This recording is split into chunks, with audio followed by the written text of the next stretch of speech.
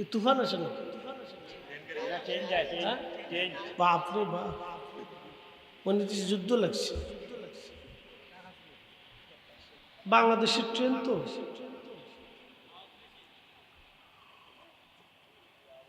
শব্দ বেশি কিন্তু কাজ কম। কদ্দুর লড়ে, কদ্দুর হাঁটে, কদ্দুর খাড়ায়, কদ্দুর পেশাব করে, কদ্দুর বাথরুম করে, কদ্দুর জিমে, কদ্দুর মুতে, এক এক কোয়ালিটি আর কি বাংলাদেশের ট্রেন। এটা রুটলির কোনো টাইম টেবল নাই, কবে পৌঁছাবেন তারও ঠিক নেই, নাও পৌঁছাইতে পারে।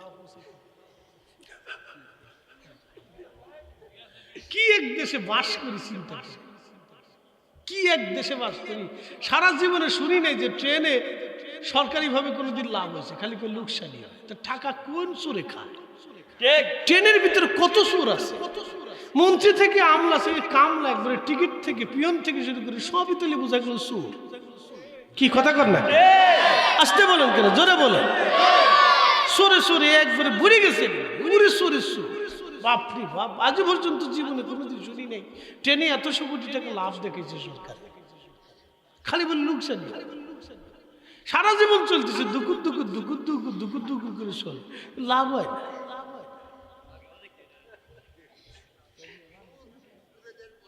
হ্যাঁ, সুর নি আন্তর্জাতিক খ্যাতি সম্পূর্ণ সুর, তেইশে সুর, সুরের ঘরে সুর, 14 গোষ্ঠী সুর। আলহাকুমুত তাকাসুরু হাত্তা যুরতুমুল মাকাবির, মাকাবির হাত্তা যুরতুমুল মাকাবির।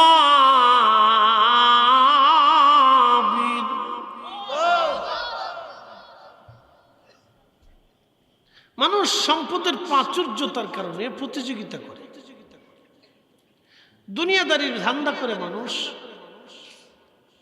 দুনিয়াদারির ধান্দা করে মানুষ আল্লাহকে ভুলে গেছে। কত সময় আল্লাহ তাও বলে দিলেন, হাত্তা যুরতুমুল মাকাবির, কবর পর্যন্ত। একসাথে বলেন কোন পর্যন্ত? যমুনা ইন্ডাস্ট্রিয়াল পার্ক আছে না, তারপরে অলিপুরে এখানে আরেকটা আছে না, 30,000 শ্রমিক ইন্ডাস্ট্রিয়াল পার্ক আছে না হবিগঞ্জ, এখানে যত বড় বড় ইন্ডাস্ট্রি আছে, কোটি কোটি টাকার মালিক আছে না ভাই, তারা মরে যাওয়ার সময় তাদের কবর কি 350 হাত হয়? আর যে বেটা সবচেয়ে ফকির মিসকিন তার কবরটা কি 1.5 হাত হয়? সবার কবর কয় হাত? জোরে বলেন। 3.5 হাত। যদি কারো 500 কোটি টাকা থাকে, 5,000 কোটি টাকা থাকে, সারা দুনিয়ার ধনী থাকে, 3.5 হাতের 1 ইঞ্চি বেশি হবে না, কমও হবে না। যে বেটা 100 টাকা জমি নাই, ছাড়ো তার 3.5 হাত, 1 ইঞ্চি কম হবে না, বেশি হবে না। কথা কোন ঠিক কিনা? এর নাম হাত্তা যুরতুমুল মাকাবির, কবর পর্যন্ত।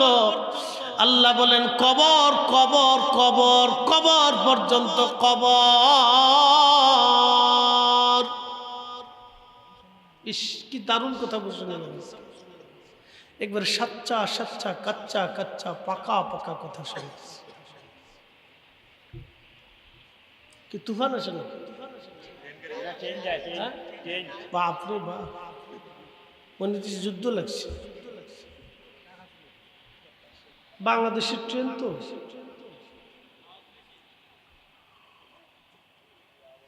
শব্দ বেশি কিন্তু কাজ কম। কদ্দুর লড়ে, কদ্দুর হাঁটে, কদ্দুর খাড়ায়, কদ্দুর পেশাব করে, কদ্দুর বাথরুম করে, কদ্দুর জিমে, কদ্দুর মুতে, এক এক কোয়ালিটি আর কি বাংলাদেশের ট্রেন। এটা রুটলির কোনো টাইম টেবল নাই, কবে পৌঁছাবেন তারও ঠিক নেই, নাও পৌঁছাইতে পারে। কি এক দেশে বাস করি চিন্তা করি, কি এক দেশে বাস করি। সারা জীবনে শুনি নাই যে ট্রেনে সরকারিভাবে কোনোদিন লাভ হয়েছে, খালি করে লোকসানি হয়। তা টাকা কোন চোরে খায়? ট্রেনের ভিতরে কত চোর আছে, মন্ত্রী থেকে আমলা থেকে কামলা, একবারে টিকিট থেকে পিয়ন থেকে শুরু করে সবই তুলে বোঝা গেল চোর। কি কথা কর না? আসতে বলেন কেন, জোরে বলেন। সরে সরে একবারে বুড়ে গেছে, বুড়ে সরে সুর। বাপরে বাপ, আজ পর্যন্ত জীবনে কোনোদিন শুনি নেই ট্রেনে 100 কোটি টাকা লাভ দেখেছে সরকার। খালি বলে লোকসান, সারা জীবন চলতেছে দুকুর দুকুর দুকুর দুকুর দুকুর দুকুর করে চল, লাভ হয় না।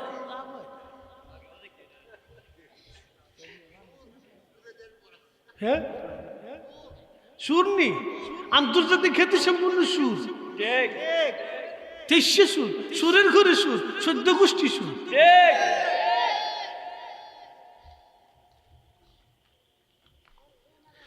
প্রিয় উপস্থিতি হাজিরিন, মূলের দিকে ফিরে যাইতেছি, শুনে যান কথাগুলি অত্যন্ত সুন্দর চমৎকার। আল্লাহ আমাদেরকে দুনিয়াতে পাঠাইলেন কেন?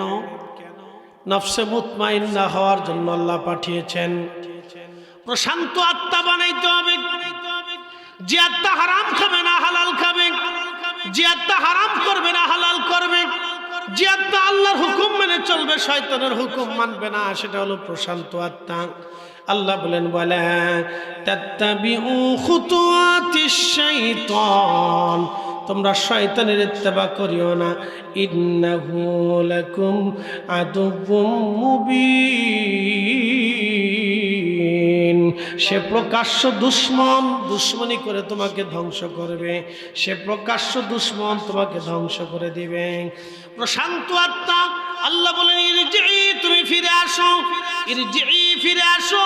কেমনে ফিরে আসবা তুমি? এই জন্য যখন ইমানদার মারা যায়, আল্লাহর নবী ডাক দিয়ে বলেন, ও আমার উম্মতেরা, যখন ইমানদার মারা যায় তখন আশ্চর্যল হয়ে এসে কবরে চলে আল্লাহর দিকে চলে যেতে থাকে, তার পেরেশানি হয় না, কষ্ট হয় না। আজরাইল আলাইহিস সালাম নবীকে বলেন, ইয়া রাসূলুল্লাহ, আপনার উম্মত যদি প্রশান্ত আত্মার অধিকারী হয়ে থাকে, তা আমি ওই আত্মা নেওয়ার সময় উত্তম সুরত নিয়ে আমি তার সামনে আসি।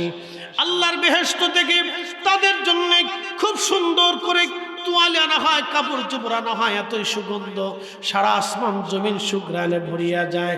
তখন অন্যান্য ফেরেশতারা কো, আজরাইলে কার আত্মা? বলে অমুক অমুকের আত্মা। বলে হ্যাঁ, এটা প্রশান্ত আত্মা, নফসে মুতমাইন্না, তার জন্য সুসংবাদ থাকে, আল্লাহর দরবারে নিয়ে যাও, জান্নাতে নিয়ে যাও। সারা আসমানে সুগন্ধ ছড়াইতে থাকে, চমৎকার সুঘ্রাণ ছড়িয়ে যেতে থাকে, তামাম আসমান জমিনে সুঘ্রাণ ছড়াইতে থাকে। তার আত্মা থেকে দুর্গন্ধ আসে না, শুধু সুঘ্রাণ আসে, সুঘ্রাণ আসে। এই প্রশান্ত আত্মা, বন্ধু খুব মনোযোগ দেন, নবীজি বলেন, এই আত্মা যখন দেহ থেকে বের হয়ে যায়, দেহ ত্যাগ করে, তখন একবারে মায়ের কোলের মধ্যে একটা সন্তান যেইভাবে ঘুমায়, তখন আমার আল্লাহ এই আত্মাটাকে সেইভাবে নিয়ে চলে যায়। মার কোলের মধ্যে বাচ্চা লালায় লালায় দোলায় দোলায় যেমনে ঘুম পাড়ানো হয়, ওইভাবে যেমনে ঘুমাইলে সে বুঝতে পারে না কখন ঘুমাইলাম, প্রশান্ত আত্মার মৃত্যুটা এরকম হবে, সে নিজেও বুঝতে পারবে না কখন তার মরণ হয়ে যায়। একবার জোরে বলা যাবে কি মারহাবা।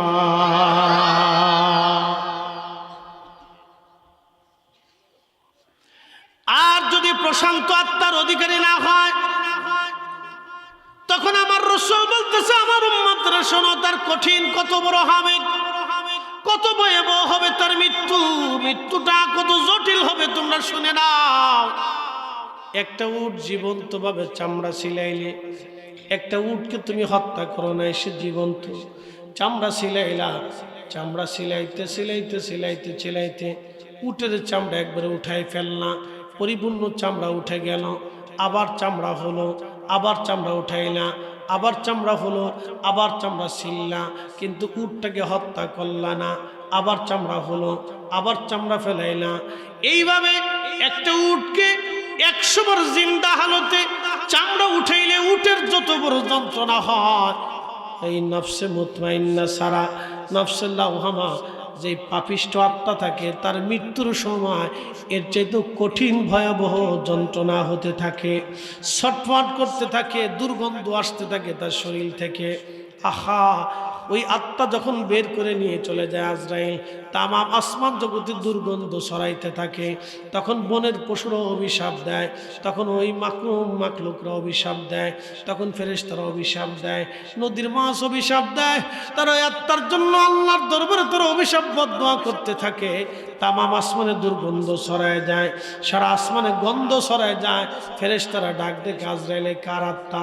বলে অমুকের বেটা অমুক। বলে দ্রুত গতিতে তাকে জাহান্নামে নিক্ষিপ্ত করো, তার গন্ধে আসমানে টিকা যাইতেছে না, এমন বিভৎস পচা গন্ধ আসে।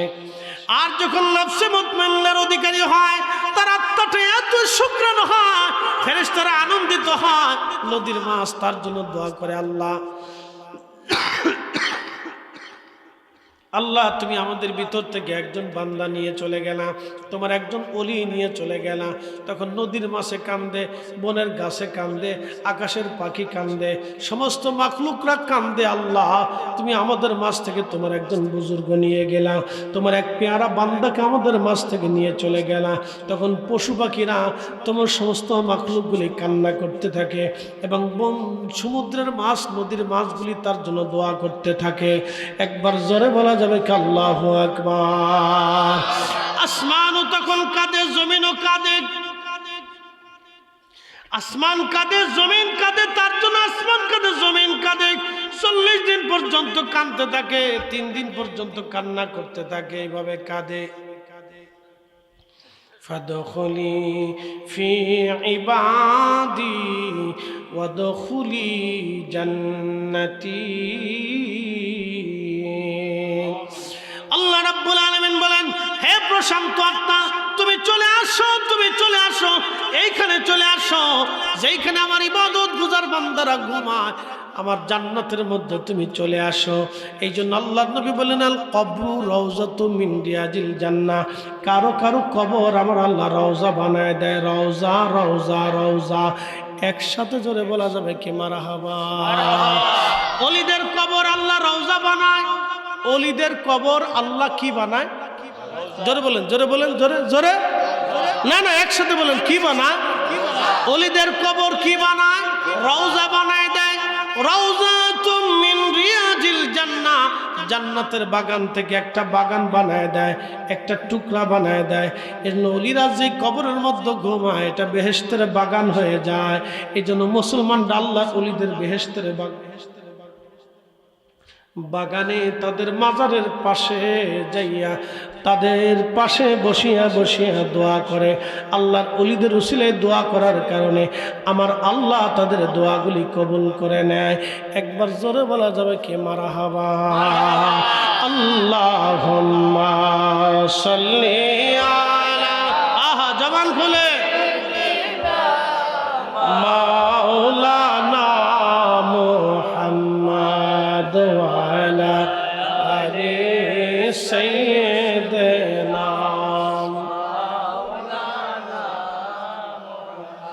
বাড়ি বাড়ি করো রে মনে বাড়ি ঘর তোমার নাম, যেই বাড়িতে শুইবারে মন কবর তাহার ঠিকানা। আল্লাহুম্মা সাল্লি আলা, জবান খুলে,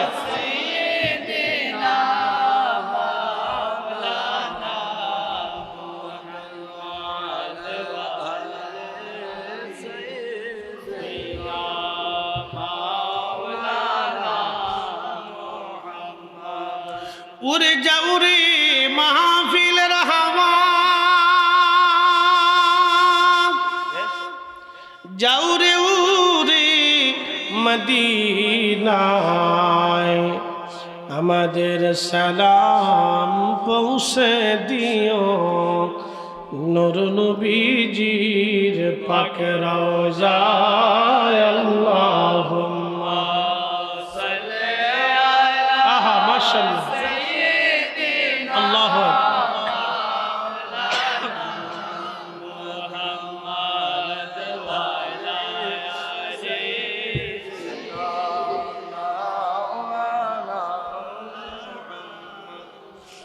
কষ্ট হচ্ছে আপনাদের?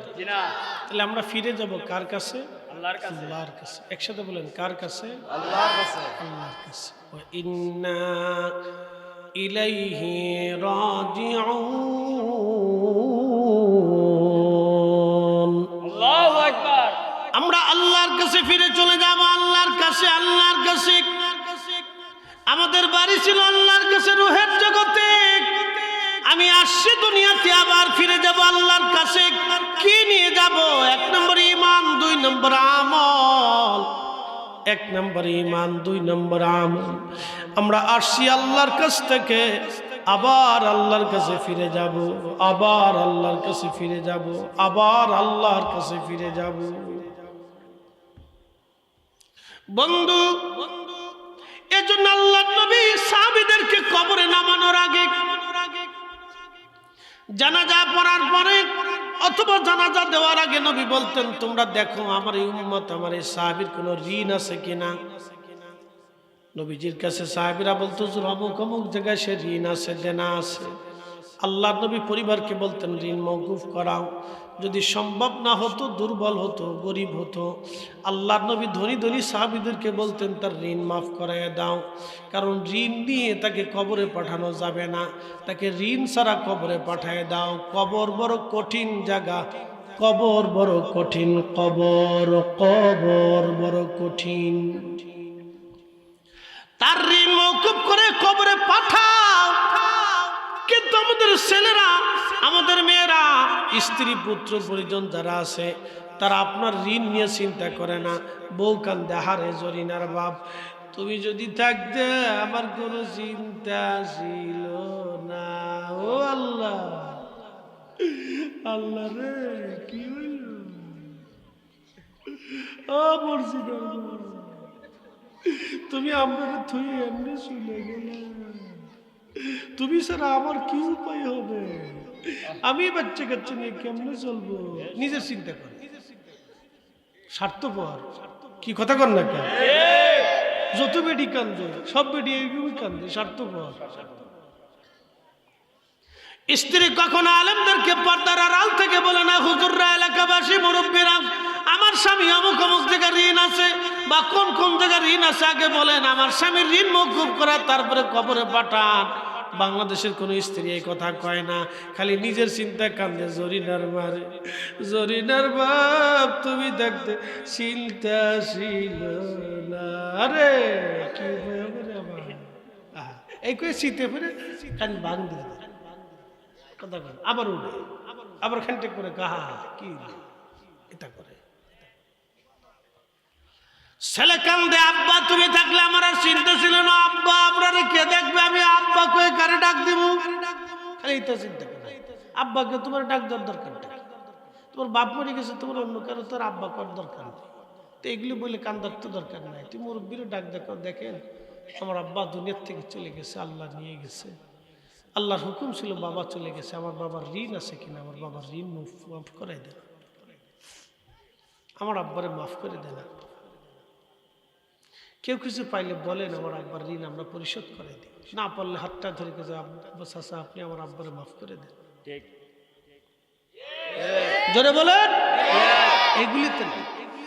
এই জন্য আপনাদেরকে একটা পরামর্শ দিব, ঋণ থাকলে জমি কোনা বিক্রি করে দিয়ে ঋণ মওকুফ করে তারপরে কবরে যায়। ঠিক, বাস্তব থেকে বলতেছি।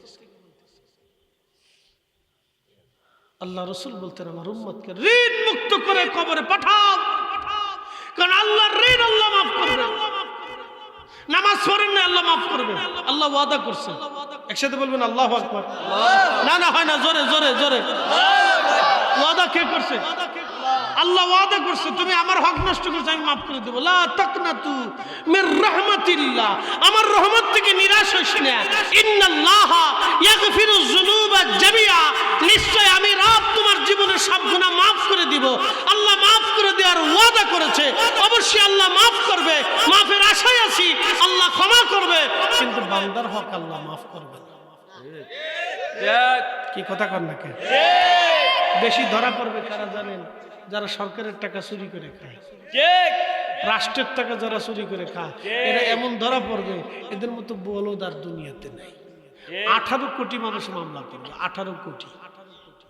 আমরা সবাই বাগে পাবো। কি কথা কর না কে? আমরা সবাই কি পাবো? বাগে পাবো। যারা সুইস ব্যাংকের টাকা পাচার করছে, বেগম পাড়ায় বাড়ি বানাইছে, কিয়ামতের ময়দানে আল্লাহর কাছে আল্লাহ সুইস ব্যাংকের টাকা পাচার করছিল, ও টাকা তো জীবনে খাইয়ে আসতে পারে না।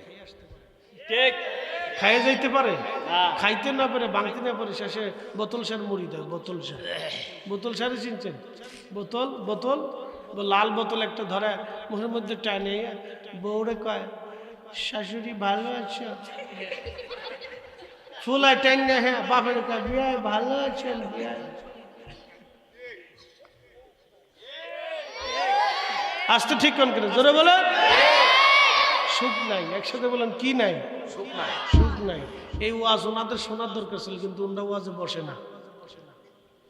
জীবনে একটা দেখছেন কোন ইন্ডাস্ট্রিয়াল মালিক ওয়াজ দিছে দেখছেন জীবনে করে দিয়েছে? ওয়াজ দিতে পারে না, বাড়ির দোয়া করাইতে পারে না, মিলাদও পড়াইতে পারে না। কপাল বদনসিব, টাকা তাকে আল্লাহ থেকে জুদা করে দিছে। আমরা গরিব যারা আছি বাড়িতে বাড়িতে মিলাদ দেই, বাবা মার জন্য দোয়া করি, আর একদল আছে এটা বন্ধ করার জন্য উঠে পড়ে লাগছে। সুন্নিরা যতদিন থাকবে ততদিন বাড়িতে কোরআন খতম হবে, ততদিন বাড়ি মিলাদ হবে, ততদিন বাড়ি জিকির হবে, ততদিন বাড়ি দোয়া হবে, মারহুমদের জন্য দোয়া হবে। হাত উঁচু করে বলেন ঠিক না বেঠিক?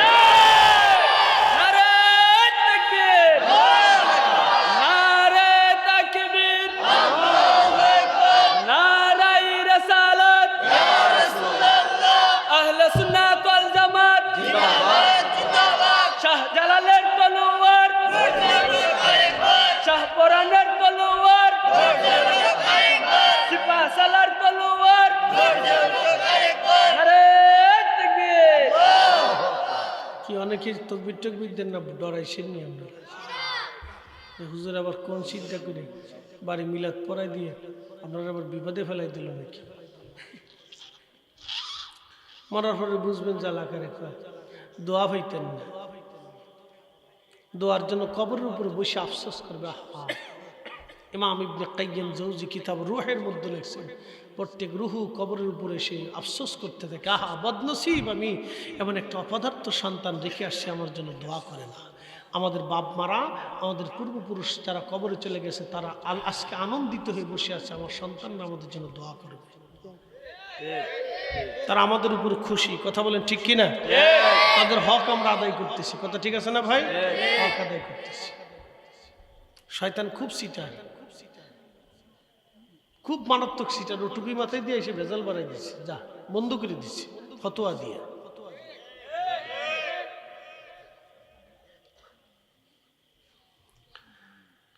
প্রিয় মুসলমান,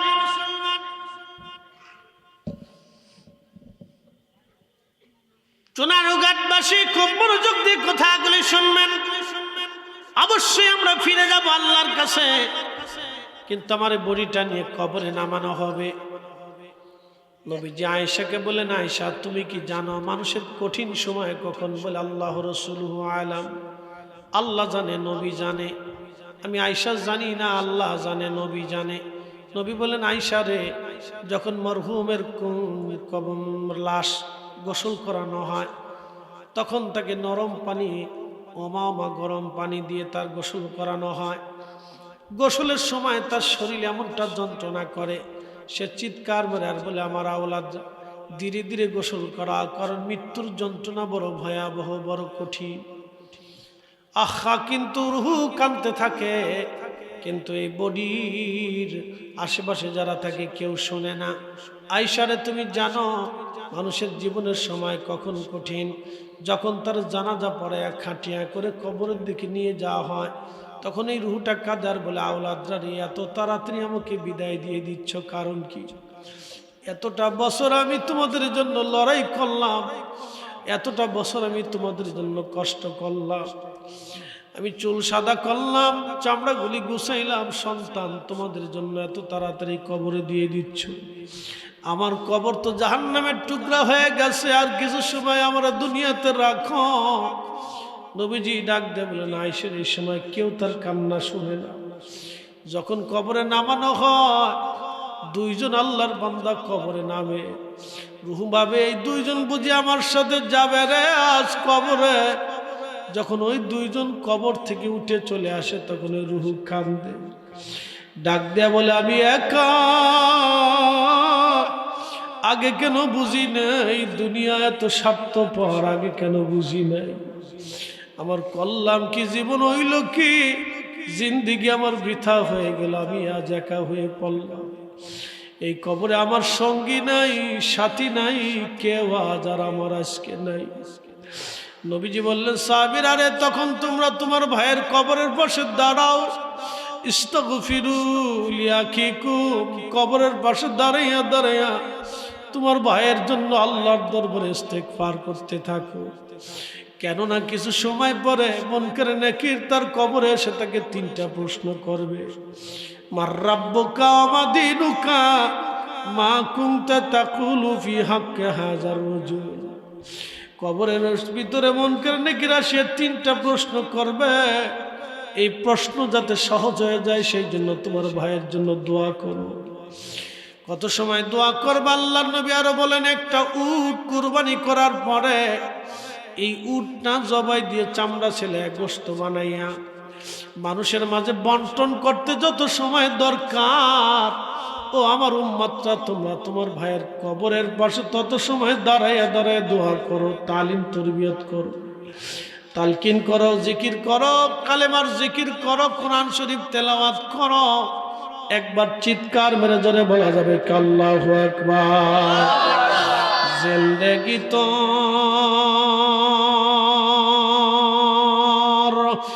যাইরে ফাঁকি দিয়া রে সোনার জিন্দেগি তো যাই ফাঁকি দিয়া। ও আদম রে পাগ ধরিয়া গেছে দাড়ি, দন্ত মাসে গোটা চারি, সমন জারি গিয়াছে করিয়া রে সোনার জিন্দেগি তোর যাই ফাঁকি দিয়া। আহা, আল্লাহর নবী বলেন কবরের পাশে দাঁড়াও, কবরের পাশে দাঁড়াও। আস্তাগফিরু লিআখিকুম, তোমরা তোমার ভাইয়ের জন্য ইস্তেগফার করো, দোয়া করতে থাকো যেন কবরের প্রশ্নের জবাব তার জন্য সহজ হয়ে যায়। কবর বড় কঠিন, মৃত্যু বড় কঠিন। এই কবরের পাশে দাঁড়ায় উসমান গনি থরথর করে কাঁপতেন, চোখের পানি ফেলে কাঁদতেন আর বলতেন, ও আমার নবীর উম্মত সাহাবীরা রে, এই কবর প্রথম মঞ্জিল, এই কবরে 3টা প্রশ্নের জবাব যার জন্য সহজ হয়ে যাবে, বাকি মঞ্জিলগুলি তার জন্য সহজ। এই কবর যদি কঠিন হয়, বাকি মঞ্জিলগুলি তার জন্য বড় কঠিন হয়ে যাবে। কবর, কবরের পাশে দাঁড়ান। নাহাইতুক মান জিয়ারাতিল কুবুর, সহিহ বুখারীতে নবী বলেন কবর জিয়ারত আগে নিষেধ করতাম, ফাজরুহা, তোমরা কবর জিয়ারত করো, কারণ কবরের পাশে দাঁড়াইলে আখিরাতের কথা মনে হয়ে যায়। কবরের পাশে দাঁড়াইলে দিল নরম হয়ে যায়, পাথরের মতো দিলগুলি নরম হয়ে যায়। কবরের পাশে দাঁড়াইলে পাথরের মতো দিলগুলি নরম হয়ে যায়, আখিরাতের কথা মনে হয়। এই জন্য প্রত্যেক রাত্রিবেলা আমার নবীজি কবর জিয়ারত করতেন। আম্মা জান হযরত ফাতিমাতুজ জাহরা প্রত্যেক জুমার দিনে হযরত আমির হামজা রাদিয়াল্লাহু আনহুর কবরের পাশে, মাজার শরীফের পাশে দাঁড়ায় প্রত্যেক জুমায় দোয়া করতেন। এই জন্য আমাদের দেশে অনেকে আছে জুমার দিনে বাবা মার কবর জিয়ারত করতে যায়। সম্ভব হলে প্রত্যেক দিন সকালবেলা দাঁড়াবেন। যেই মা 25টা বছর আপনার জন্য ক্ষুধার্ত ছিল, যেই মা 25 বছর 3 বেলা আপনার রান্না করে খাওয়াইলো, 25 বছর পর্যন্ত আপনার কাপড় চোপড় মা ধুয়ে দিল, আপনারা গোসল করাইলো, পায়খানা পেশাব সাফ করাইলো, আজকে মা কবরে চলে গেছে, মার কথা ভুলে গেছে। আপনার মতো নাফরমান আর দুনিয়াতে নাই, আপনার আমার মতো নাফরমান দুনিয়াতে নাই। আল্লাহ ডাক দিয়ে বললেন, আমার বান্দা তুমি তোমার বাবা মার জন্য এইভাবে দোয়া করো, রাব্বি রহমহুমা কামা রাব্বায়ানি সগীরা। আল্লাহ এইভাবে আপনি আমার আব্বা আম্মার কবরের মধ্যে লালন পালন করেন, যেইভাবে ছোট্টকালে আমার বাবা আম্মা আমাকে লালন পালন করেছিল। আপনার পেশাব পায়খানাগুলি মা পরিষ্কার করেছিল, বুকের মধ্যে জড়িয়ে ধরে মা আদর করে চুমা খাইছিল। আপনি অসুস্থ হলেন, বাবা পাগল পারা হয়ে গেছে, ডাক্তার কেমনে দেখাবে, ওষুধ কেমনে আসবে। আপনি সারা রাত কাঁদলেন, আপনার মা ঘুমায় নাই, আপনার যতবার ঘুম ভাঙছে আপনার মার ততবার ঘুম ভাঙছে। আপনি যত সময় পর্যন্ত মায়ের কোলে খেলাধুলা করেছেন তত সময় পর্যন্ত মা আপনার খেলাধুলা দেখেছে, আপনার আদর করেছে, চুমা লাগাইছে। বিনিময়ে মা বাবা কবরে চলে গেল, কবরের পাশে দাঁড়ানোর সময় হয় না। দুয়ার ভিতরে বাবা মার জন্য হাত বাড়ান না, কোরআন খতম দেন না, বাবা মার কবরে নেকি পাঠান না। এর চাইতে বড় বেঈমানি নাফরমানি কি হতে পারে? আজকে যারা বেদাতের দোহাই দিই এই দোয়া বন্ধ করতে চায়, আমি মনে করি সব কয়টাই বাবা মার অবাধ্য নাফরমান সন্তান। ঠিক কিনা? কোনো সন্দেহ? ওরা নিজেরা নাফরমান, আরো মুসলমানদেরকে নাফরমান বানাইতেছে। ওরা নিজেরা নাফরমান, আরো মুসলমানকে নাফরমান বানায়। আল্লাহর নবী বলেন আওয়ালাদিন সলিহিন ইয়াদউ লাহু, সন্তান দোয়া করবে আমার আল্লাহ সেই বাক্যগুলি কোরআনে শিক্ষা দিয়ে দিলেন। এই জন্য বেশি বেশি করে দোয়া করবেন। হক আদায় করতে পারেন নাই, মার 25 বছর মা কাপড় দিয়ে দিছে, বিনিময়ে 25 দিনও মার কাপড় আপনি ধন নাই। আমি যদি জিজ্ঞেস করি প্রত্যেক মাহফিলে একজন লোক খুঁজে পাওয়া যায় না যে মার 25 দিন মার কাপড় দিয়ে দিছে, দেখাইতে পারবেন নাই। রান্না বান্না করে মারে কোনোদিন খাওয়াইছেন? বলে হুজুর আপনি খাওয়াইছেন? হ্যাঁ আমি খাওয়াইছি, অনেকদিন খাওয়াইছি। আমি একবারে বাড়ি ঘর ঝাড়া পোছা থেকে শুরু করে থালি বাসন মাজা থেকে শুরু করে রান্না বান্না করে শুরু করে সব করে দিছি। এগুলো করছি আমি, মার দোয়া ছিল আমার জন্য। ঘর দরজা ঝাড়া পোছা করে সব পরিষ্কার পরিচ্ছন্ন করে তারপর রান্না বান্নার অর্ধেক সেরে দিয়ে তারপর মাদ্রাসা যেতাম।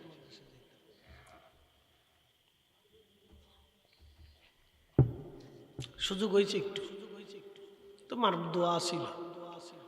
এই জন্য 3টে জিনিস পাবেন, হায়াত, রিজিক, ইজ্জত। হায়াত, রিজিক, ইজ্জত, 3টে জিনিস দুনিয়াতে পাবেন। হায়াত, রিজিক, ইজ্জত, 3টে জিনিস আপনি দুনিয়াতে পাবেন যদি খেদমত করতে পারেন। প্রিয় উপস্থিতি আমার, এগুলি করবেন। এখন প্রশ্ন রাখতে পারেন হুজুর মা তো চলে গেছে, বাবা চলে গেছে, খেদমত করতে পারেন তো উপায় কি? রুখসত আল্লাহ নবী রেখে দিয়েছে উম্মতের জন্য। ভাই হাঁ কিতে নবীজি বললেন ও আমার উম্মত, তুমি যদি তোমার পিতামাতার জন্য অধিক পরিমাণে দোয়া করো, কিয়ামতের ময়দানে আল্লাহ তোমাকে তোমার পিতামাতার বাধ্য সন্তান হিসেবে আল্লাহ লিখে দিবে। আস্তে হয়ে গেল না? আর যদি অবাধ্য সন্তান লিখে দেয়, মক্কার ইমাম হলেও নাজাত নাই। এই আস্তে কোনটা জোরে বলে, মদিনা শরীফের ইমাম হলেও নাজাত হবে। একবার সাচ্চা সাত কাচ্চা কাচ্চা কথা, পরিষ্কার কথা। মদিনার মসজিদের ইমামও যদি হন তো নাজাত হবে। যদি বাবা মার অবাধ্য সন্তান হিসেবে কিয়ামতের ময়দানে আল্লাহ একবার লিখেই ফেলে দেয়, কিচ্ছু করার না। এখান থেকে সারা পেতে পারবেন না। মদিনার ইমাম হলেও সারা নেই।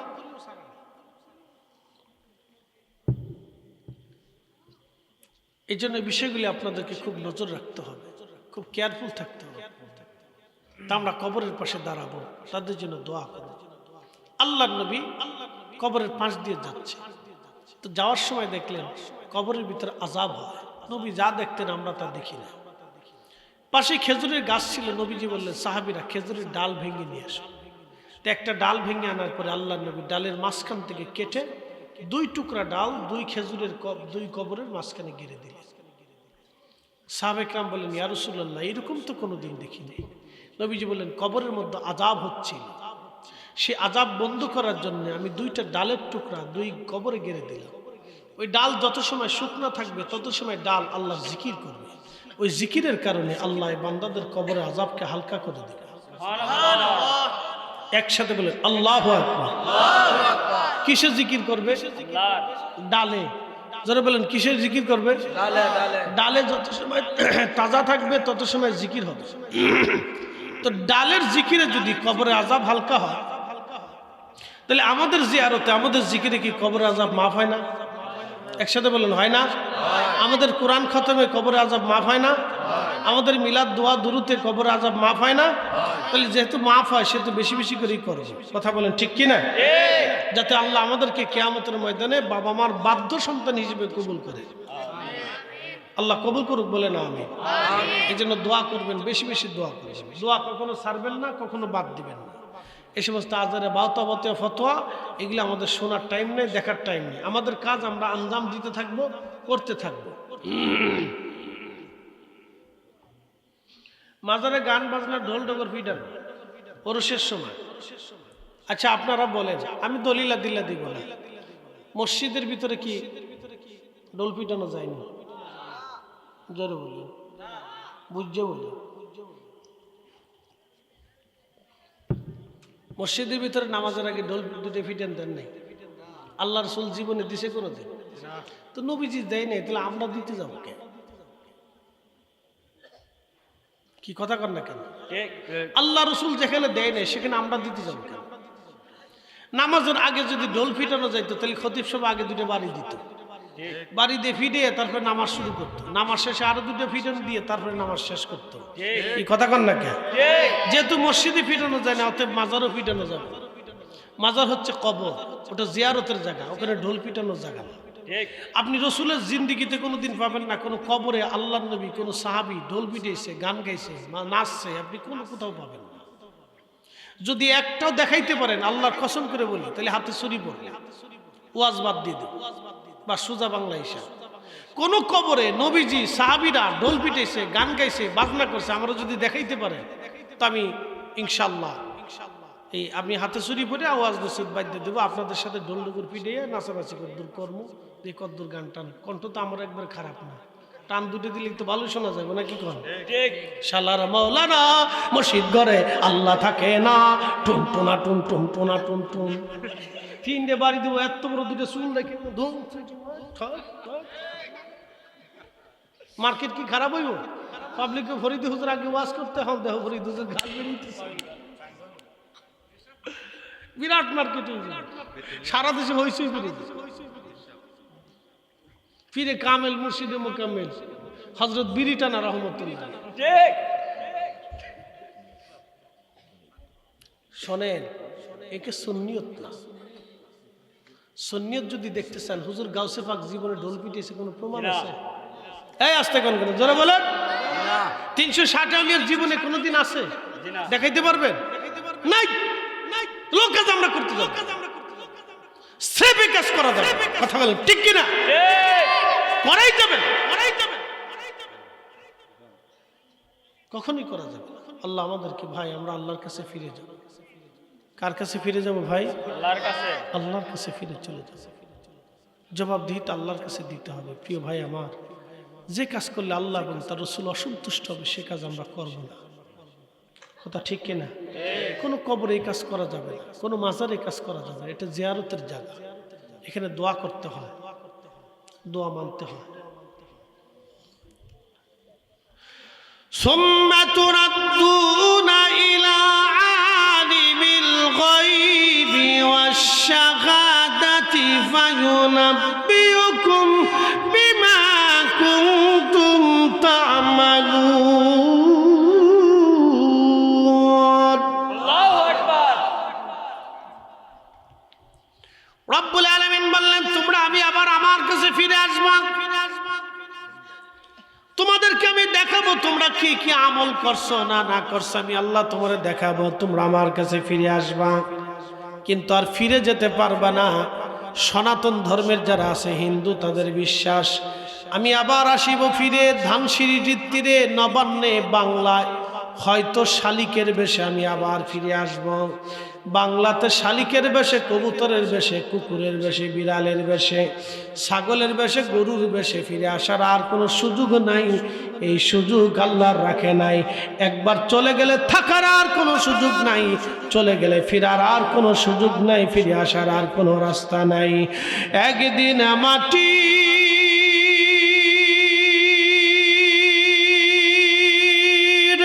ভিতরে হবে ঘরে, মন আমার কেন বান্ধ দালান ঘর, মন আমার কেন বান্ধ দালান ঘর।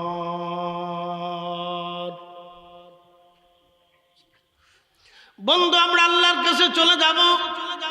প্রিয় নবী বললেন, তুমি যেটা খাও এটা তোমার, তুমি যেটা পরনে পরো এটা তোমার, তুমি যেটা আল্লাহ রাস্তায় দান করো এটা তোমার, বাদ বাকি তোমার মৃত্যুর পরে যা থাকবে এগুলি আর তোমার নাই, এর মধ্যে তোমার আর কোনো অংশ নাই। তুমি যেটা খাও এটা তোমার, তুমি তোমার নফসকে আনন্দ দিলা, তুমি যেটা পরনে পরো এটা তোমার, তুমি তোমার দেহকে আনন্দ দিলা, কিন্তু তুমি যেটা আল্লাহ রাস্তায় দান করো এটাও তোমার। কারণ এই আল্লাহ রাস্তায় দান করে যাওয়ার কারণে তুমি আখিরাতের জন্য জমা করলা, এটাও তোমার। বাদ বাকি তোমার মৃত্যুর পরে যা থেকে যায় এখানে তোমার আর কোনো অংশ নাই, এখানে সব শেষ, এখানে আর কিচ্ছু নেই, এখানে আর কিচ্ছু নেই, শেষ। 5 মিনিট একটা লোক লড়াচড়া দিবেন না, একটা মিনিটও লড়াচড়া দিবেন না, 5টা মিনিট আপনাদের কাছে চেয়ে নিলাম। আমরা দুনিয়ার সব কিছু রেখেই চলে যাব।